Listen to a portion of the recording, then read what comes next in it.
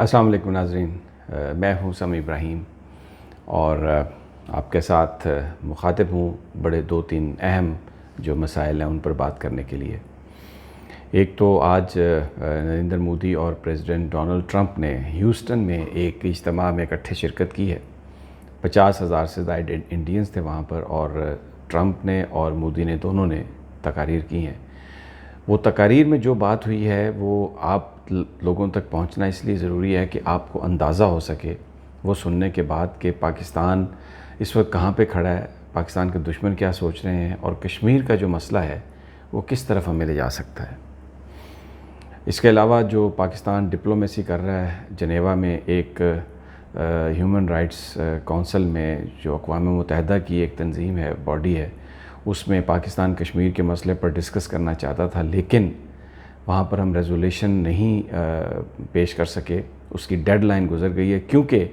ہمارے پاس جتنی سپورٹ چاہیے تھی ممالک کی اس ریزولیشن پر بات کرنے کے لیے یا اس ریزولیشن کو جیتنے کے لیے، وہ نہیں تھی حمایت ہمارے پاس۔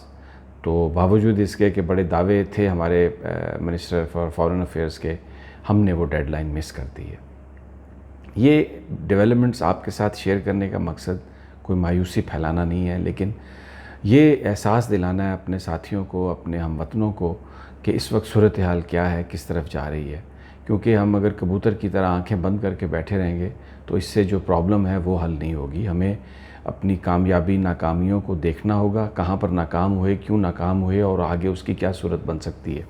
سب سے پہلے تو آج جو لوگ یہ امید لگا کے بیٹھے تھے کہ پریزیڈنٹ ٹرمپ کوئی ثالثی کریں گے کشمیر کے لیے، وہ بھول جائیں۔ میں تو پہلے دن سے یہ کہہ رہا ہوں۔ آج بھارتی وزیر اعظم نریندر مودی نے ہیوسٹن میں صدر ٹرمپ کی موجودگی میں یہ کہا کہ بھارت نے 70 سالہ پرانا مسئلہ اپنا حل کر لیا، اور یہ جو ایک تھی کشمیر کا ایک ایشو تھا آرٹیکل 370 کا، وہ ہم نے اس کو ختم کر دیا آرٹیکل 370 کو، اور باوجود اس کے کہ بھارتیہ جنتا پارٹی کو کوئی اکثریت حاصل نہیں تھی، دونوں ایوان جو ہیں بھارت کے، انہوں نے اس کی اپروول دے دی ہے، اور اپنے تئیں انہوں نے اس کو بھارت کی ایک بڑی فتح قرار دیا۔ اور پاکستان پر انہوں نے بہت بڑی تنقید کی۔ پاکستان کے خلاف انہوں نے پریزیڈنٹ ٹرمپ کی موجودگی میں یہ کہا نام لیے بغیر کہ پاکستان کے خلاف کارروائی کرنے کے لیے، فیصلہ کن کارروائی کے لیے اب وقت آ گیا۔ یعنی سوچیں، یہ وہ بات کر رہے ہیں نریندر مودی صاحب صدر ٹرمپ کی موجودگی میں، اور اگر ہم یہ امید لگائے بیٹھے ہیں کہ امریکہ کوئی ثالثی کرائے گا یا دنیا کوئی اس معاملے میں ہمارے ساتھ ہوگی، تو میرا خیال ہے کہ وہ ہم لوگ موجودہ صورتحال میں، اس کا مطلب ہے احمقوں کی جنت میں رہتے ہیں، کیونکہ پوزیشن آف ویکنس سے کوئی بندہ بات نہیں سنتا، کوئی بندہ بات نہیں کرتا۔ سب کو پتہ ہے ہماری اکانومی کمزور ہے، سب کو پتہ ہے یہ ملک ڈیوائیڈڈ ہے، یہاں پر سب کو پتہ ہے کہ بس کون کیا گیم کر رہا ہے۔ تو جو اصل الفاظ تھے نریندر مودی کے، میں آپ کو سنا دیتا ہوں۔ انہوں نے یہ کہا کہ بہت سارے وہ لوگ، یعنی نام لیے بغیر پاکستان کا، کہ ہمارے یہ جو ہم نے 370 ختم کیا ہے، اس پر بہت سارے ان لوگوں کو بڑی تکلیف ہے جن سے ان کا اپنا ملک نہیں سنبھلتا، اور اب وقت آ گیا ہے کہ باغی یا دہشت گردوں کے خلاف، اور ان دہشت گردوں کی معاونت کرنے والے، ان کی مدد کرنے والے، ظاہر ہے وہ پاکستان کی طرف اشارہ کر رہے تھے، ان کے خلاف فیصلہ کن لڑائی کا اب وقت آ گیا۔ پھر انہوں نے یہ بھی کہا کہ اگر آپ دیکھ لیں کہ سب کو پتہ ہے 9/11 کے جو واقعات ہوئے تھے اس میں ملوث جو لوگ تھے، یا 26/11 کے واقعات جو ممبئی میں ہوئے تھے اس میں جو ملوث لوگ تھے، سب کو پتہ ہے کہ وہ کہاں سے آئے تھے، اور ہمیں کسی کو بتانے کی ضرورت نہیں، پوری دنیا جانتی ہے کہ کون دہشت گردوں کی معاونت کر رہا ہے۔ اور پاکستان کا نام لیے بغیر انہوں نے کہا کہ صرف بھارت کی جو نفرت ہے وہ پاکستان کا مشن ہے۔ اب یہ نریندر مودی نے کہا ٹرمپ کی موجودگی میں، اور اس سے پہلے ٹرمپ نے تقریر کرتے ہوئے کیا کہا کہ بھارت اور امریکہ مل کر جو اسلامی دہشت گردی ہے، جو اسلامک ملیٹنسی ہے، اسلامک ٹیررزم ہے، اس کا خاتمہ کریں گے۔ اور اس نے کہا کہ بھارت اور امریکہ کامن ویلیوز شیئر کرتے ہیں، یعنی یہ کامن ویلیوز ہیں کہ آپ فنڈامنٹل رائٹ نہیں دے رہے کشمیریوں کو، کرفیو لگایا ہوا ہے، اس کی جو ان کو اینیکس کر لیا ہے، ایکسیشن کو اپنے طور پہ ہی سارا ایگریمنٹ تبدیل کر لیا ہے۔ تو آج جو ہیوسٹن میں پھر جس انداز میں وہ اسٹیڈیم کا انہوں نے چکر لگایا، جس انداز میں وہ باہر نکلے وہاں سے ہاتھوں میں ہاتھ ڈالے، اگر کسی کو کوئی امید ہے تو وہ احمقوں کی جنت میں رہتا ہے۔ اب دوسری طرف آ جائیے، عملی طور پر ہم لوگ کوشش بہت کر رہے ہیں۔ پرائم منسٹر عمران خان، شاہ محمود قریشی بھی گئے جنیوا، انہوں نے بہت اس پر بات کی، لیکن مجھے افسوس یہ ہے کہ ہمارے میڈیا نے ان خبروں کا بلیک آؤٹ کیا،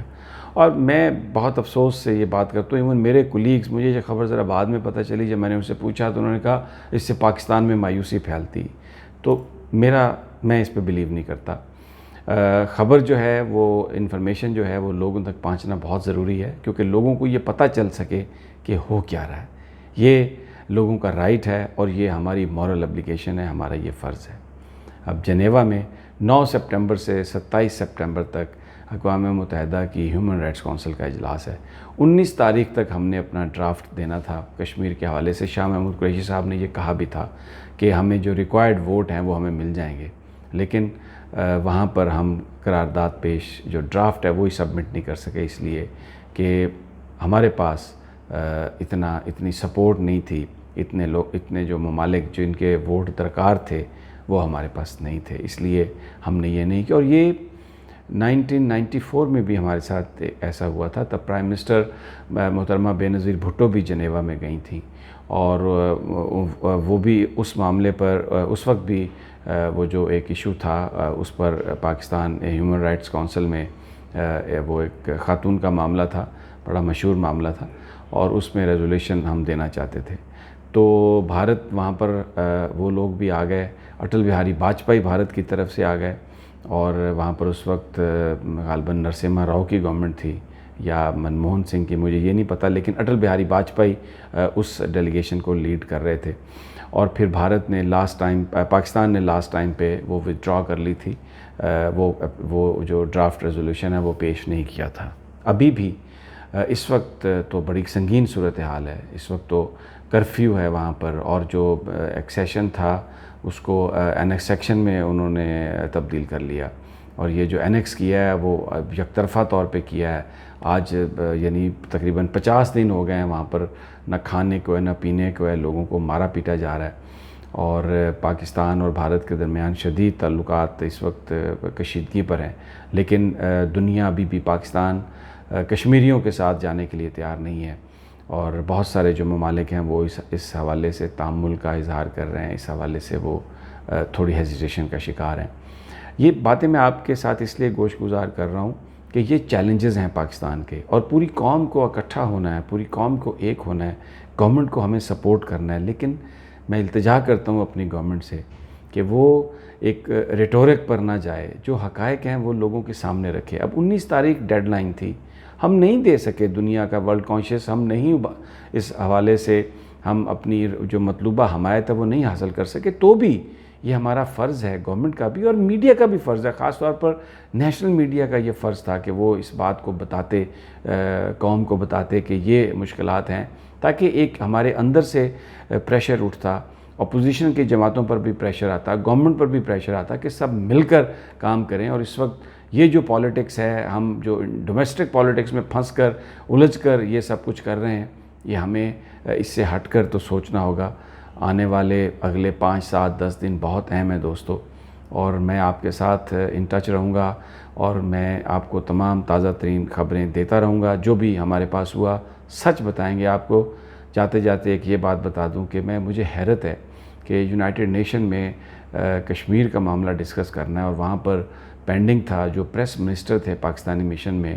وہ ریٹائر ہو گئے تھے کئی ایکسٹینشنوں کے بعد۔ ملیحہ لودھی صاحبہ انہیں رکھنا چاہتی تھیں، لیکن پرائم منسٹر نے ان کی سمری اپروو نہیں کی، لیکن کسی اور کو وہاں پر تعینات بھی نہیں کیا گیا، اور پھر پرائم منسٹر وہاں پر پہنچے تو کوئی میڈیا سینٹر قائم نہیں کیا گیا۔ صحافیوں نے احتجاج کیا، بہت زیادہ احتجاج کیا، جس پر ایک میڈیا سینٹر بنا دیا گیا، لیکن اب کیا ہو رہا ہے کہ وہاں سے جو پرائم منسٹر آفس ہے یا آفیشلز ہیں وہ پاکستانی چینلز کو وہاں سے خبریں فیکس کر رہے ہیں، جو رپورٹر وہاں پر ہیں ان کو انفارمیشن کی اس طرح سے ایکسیس نہیں۔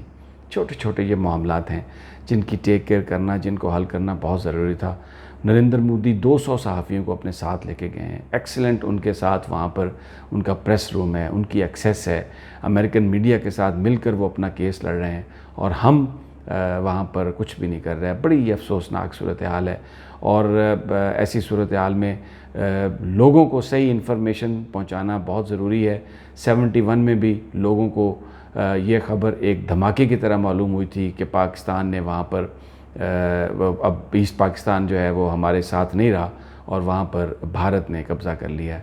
خدا کے لیے ہمیں اس حالت سے بچنا ہے اور اپنے عوام کو انفارمیشن ہمیشہ دینی ہوگی. یہی میری درخواست ہے. میں یہ کام انشاءاللہ کرتا رہوں گا, اور میرا مقصد مایوسی پھیلانا نہیں ہے, آپ لوگوں کو تیار کرنا ہے مشکل وقت کے لیے, کیونکہ یہ نہایت ضروری ہے.